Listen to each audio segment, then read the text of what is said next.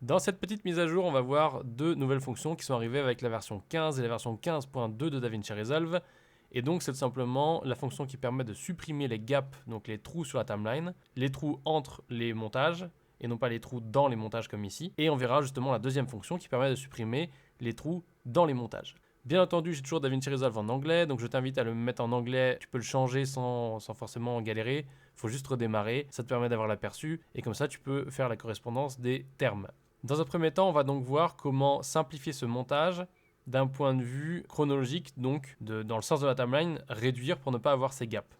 Alors attention, il faut le faire avec observation, être attentif et bien faire attention, parce que là je suis sur un montage de démo qui est simple, mais si tu es sur un montage plus compliqué, tu peux écraser des choses et te retrouver tout simplement à avoir mal arrangé quelque chose.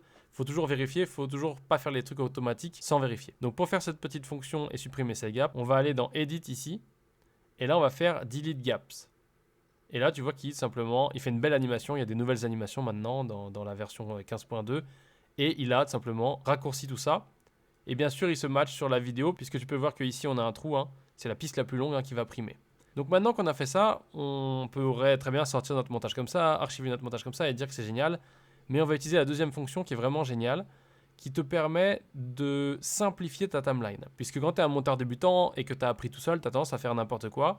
Et il y a des monteurs professionnels aussi qui le font. Mais quoi qu'il en soit, ce qu'il faut que tu comprennes bien, c'est que c'est important d'avoir une timeline qui est claire. Parce que ça t'évitera des erreurs, ça t'évitera plein de choses.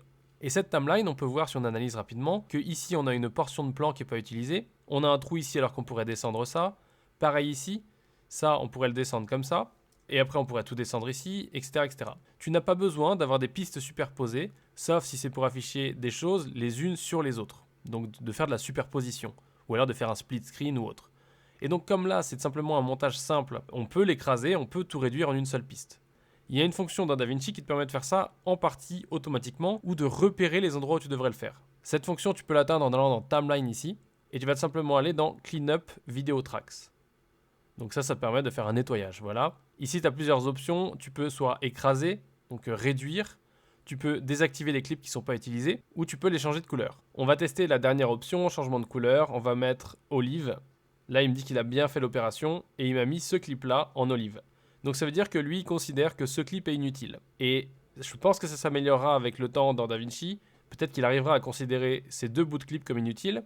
Mais comme ils ne sont pas coupés et que cette partie-là est utilisée, cette partie-là est utilisée, il ne peut pas déclarer celle-ci comme inutile. Donc là, il a déclaré qu'un seul plan à simplifier. Donc il va simplifier que ça. Mais en vrai, il y a d'autres choses à faire. Donc je vais te montrer comment le faire automatiquement avec la fonction DaVinci. On va revenir en arrière. Et après, je vais te montrer comment tu devrais le faire.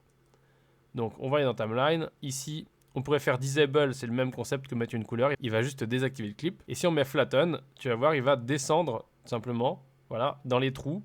Et il va simplifier la timeline. Et donc maintenant qu'il a fait ça, il ne reste plus beaucoup de travail pour nous. On a juste à descendre ce clip-là. On a juste à descendre celui-ci, sélectionner ces deux-là et descendre celui-ci. Et maintenant, on a tout le même montage, exactement le même montage, puisqu'il n'y avait pas de superposition, qu'il n'y avait pas de titre, il n'y avait pas d'effet, il n'y avait pas de doublon prévu. Donc on a exactement le même montage, mais simplifié et beaucoup plus clair visuellement.